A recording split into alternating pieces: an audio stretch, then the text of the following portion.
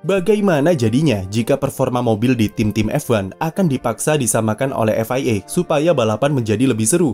Apalagi dengan Red Bull yang sedang dominan-dominannya saat ini. Tentu, ide semacam itu bisa jadi jalan keluar yang instan untuk membuat F1 menjadi lebih rame dan bisa mencegah penonton ketiduran. Ide ini mencuat setelah balapan Le Mans 24 jam yang berlangsung pekan lalu berjalan cukup seru dengan persaingan di kelas hypercar. Total ada 5 pabrikan yang sempat saling bergantian memimpin balapan ketahanan paling bergengsi di dunia tersebut. Sebelum akhirnya, Ferrari keluar sebagai pemenang di akhir lomba. Salah satu penyebab kenapa race bisa berjalan seru dan melahirkan pemenang baru adalah regulasi Balance of Performance atau disingkat BOP. Sesuai namanya, Balance of Performance bertujuan untuk menyeimbangkan tingkat atau level kompetitif supaya tidak ada perbedaan performa yang signifikan di antara tim yang berlaga. BOP sangat lazim diterapkan di balapan ketahanan seperti WEC atau Sports Car yang diikuti oleh beragam mobil dengan spesifikasi yang berbeda di setiap timnya. BOP juga jadi alasan kenapa banyak pabrikan yang tertarik untuk balapan di kelas hypercar saat ini. Karena dengan regulasi tersebut, pihak penyelenggara seperti memberi jaminan jika terdapat mekanisme yang bisa membuat mereka untuk menemukan level kompetisi yang sesuai dengan kelasnya. Regulasi ini tidak bisa dipungkiri memang terbukti ampuh untuk membuat balapan menjadi seru dan ketat, terutama di kelas GTE ataupun balapan GT3. Namun di sisi lain, tentunya BOP akan sangat merugikan jika ditujukan kepada tim yang memang punya basis performa yang bagus di mobilnya, namun harus melambat karena adanya aturan ini. Contoh jelasnya ada di Le Mans 24 jam pekan lalu, di mana Toyota merasa jika mereka dirugikan dengan perubahan BOP yang dilakukan secara mendadak, dan seakan-akan sengaja ditujukan untuk meruntuhkan dominasinya di WEC. Seperti yang kita tahu, Toyota memang menjadi pemenang dari 5 edisi Le Mans 24 jam terakhir. Bukan cuma karena faktor mobil mereka yang memang bagus, tapi dominasi itu dikarenakan Toyota merupakan satu-satunya kompetitor yang tersisa di kelas LMP1 dulu, dan dalam 2 tahun terakhir, cuma mereka lah yang membalap di kelas hypercar dengan mobil hybrid. Ketika tahun ini mereka mendapat lawan yang sepadan dengan kedatangan pabrikan seperti Ferrari, Peugeot, Porsche, dan Cadillac di kelas hypercar atau LMDH. Otomatis, pihak WEC harus menerapkan balance of performance untuk menyeimbangkan performa semua tim tersebut dan mampu bersaing satu sama lain.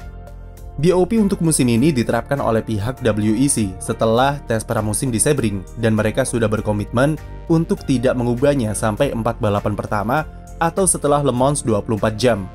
Tetapi, karena Toyota masih bisa menyapu bersih kemenangan 3 ronde pembuka awal di Sebring, Portugal, dan Spa, WEC secara mengejutkan merevisi balance of performance di kelas hypercar sebelum Le Mans dimulai.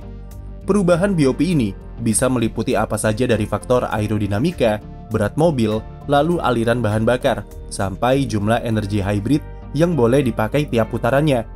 Namun yang paling umum di kelas hypercar adalah mereka akan mengutak-atik BOP dalam hal berat mobil dan energi hybrid.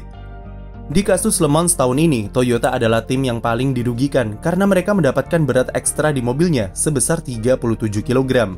Sementara Ferrari juga mendapat penambahan berat dari BOP, namun mereka hanya mendapatkan ekstra 24 kg saja.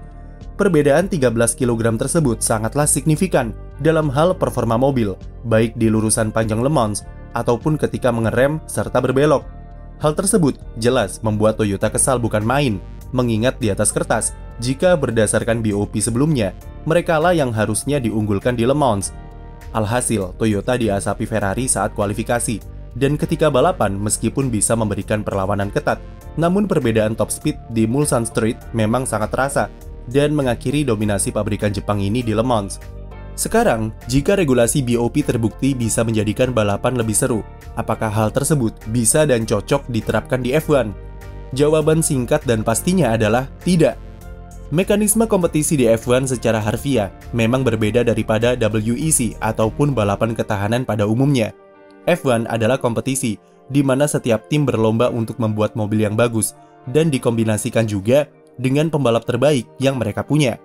Hasilnya adalah yang mampu meraih gelar juara dunia adalah mereka yang bisa berusaha paling keras untuk membuat mobil terbaik serta pembalap terbaik, atau biasa disebut dengan sistem meritokrasi. Meritokrasi sudah menjadi inti dari sejarah F1 selama bertahun-tahun, dan sistem inilah yang membuat F1 terasa spesial dengan aura kompetitif antara tiap tim untuk bersaing menjadi yang terbaik. Kompetisi dan persaingan yang murni ini membuat F1 punya value tersendiri sebagai puncak dari motorsport di dunia, sekaligus membedakannya dari ajang-ajang balap lain seperti IndyCar, Formula E, ataupun WEC. Tentu, ada resiko tersendiri dari sistem meritokrasi dengan terkadang terdapat dominasi yang timbul, seperti yang dialami oleh Red Bull saat ini, atau oleh Mercedes selama 8 tahun di era hybrid. Namun, selama dominasi itu timbul dari usaha keras mereka sendiri, maka itulah value sebenarnya dari balap F1. Apalagi ketika tim-tim rival seperti Ferrari, Mercedes, ataupun Aston Martin kalau suatu saat nanti bisa meruntuhkan dominasi Red Bull, maka hal itu bisa dipastikan karena mereka bisa membuat mobil yang bagus dan tanpa campur tangan dari pihak luar seperti BOP. Ketika Red Bull mampu menjatuhkan dominasi Mercedes pada musim 2021, kita sebagai fans F1 tentu paham betul betapa istimewanya rasanya melihat juara dunia baru muncul ke permukaan. Tentu tidak bisa dipungkiri jika pada musim 2021 ada peran dari FIA yang mengubah regulasi floor dan merugikan Mercedes. Tapi, tim masih harus bekerja keras untuk bisa mengalahkan mereka dengan membuat mobil yang bagus sepanjang musim untuk memelihara sistem meritokrasi yang ada. Ide regulasi BOP ini sempat muncul pada pertengahan musim 2021 ketika pembahasan aturan engine freeze. Tetapi hal itu ditentang banyak tim, salah satunya Toto Wolff yang menolak keras ide tersebut yang ia nilai akan merusak balap F1. Sekarang, bayangkan jika BOP diterapkan di F1. Salah satu aturan paling sederhana yang mungkin terjadi adalah siapapun pembalap yang menang, maka berat di mobilnya akan ditambah 10 kg. Atau kasarnya, yang menang malah mendapat semacam hukuman penalti karena terlalu kencang di trek. Meski bisa menambah keseruan balapan di sisa musim 2023, tapi regulasi semacam itu tidak masuk akal dan pastinya tidak adil bagi tim yang sudah berusaha semaksimal mungkin untuk membuat mobil yang bagus. Bahkan bisa saja itu membuat pembalap papan atas memilih sandbagging untuk menyembunyikan kecepatan yang sebenarnya supaya tidak terkena BOP. Selain sistem yang secara harfiah memang tidak cocok, format F1 yang punya regulasi teknis yang ketat dan homogen juga tidak akan pas jika terdapat aturan balance of performance. BOP diterapkan karena di kelas hypercar ataupun sports car terdapat banyak sekali model mobil dengan spesifikasi mesin yang berbeda dan desain mobil yang beragam. Di hypercar saja, meskipun Toyota, Ferrari, dan Peugeot sama-sama pakai mesin V6, tapi ketiganya punya konfigurasi dan bahasa desain yang berbeda-beda. Belum lagi, bicara soal sasis serta aerodinamika yang cukup bebas di kelas hypercar, maka regulasi BOP sangat diperlukan sebagai penyeimbang. Sementara F1 yang semua konfigurasi mesinnya sama dan aerodinamika yang diatur dengan ketat, maka tidak diperlukan BOP karena perbedaan performanya juga tidak akan terlalu signifikan. F1 sendiri sebenarnya sudah punya regulasi untuk mengatasi kesenjangan performa yang besar antara satu tim dengan tim lainnya. Regulasi seperti budget cap yang mengatur batas maksimal pengeluaran tim dalam development performa mobil, dan regulasi aero handicap terbukti mampu membuat persaingan di papan tengah makin ketat. Apapun yang terjadi, dominasi Red Bull adalah sebuah keniscayaan dan suka tidak suka, ini sudah menjadi bagian dari siklus meritokrasi yang berputar di F1 selama bertahun-tahun. Semua kembali lagi ke tim-tim rival seperti Ferrari, Mercedes, dan Aston Martin. Usaha mereka untuk musim 2023 belumlah cukup untuk bisa menantang Red Bull di baris depan. Cepat atau lambat, tentunya kami sebagai penonton netral sangat berharap jika ketiga tim ini bisa membuat mobil yang cukup bagus untuk bisa menambah seru persaingan di papan atas.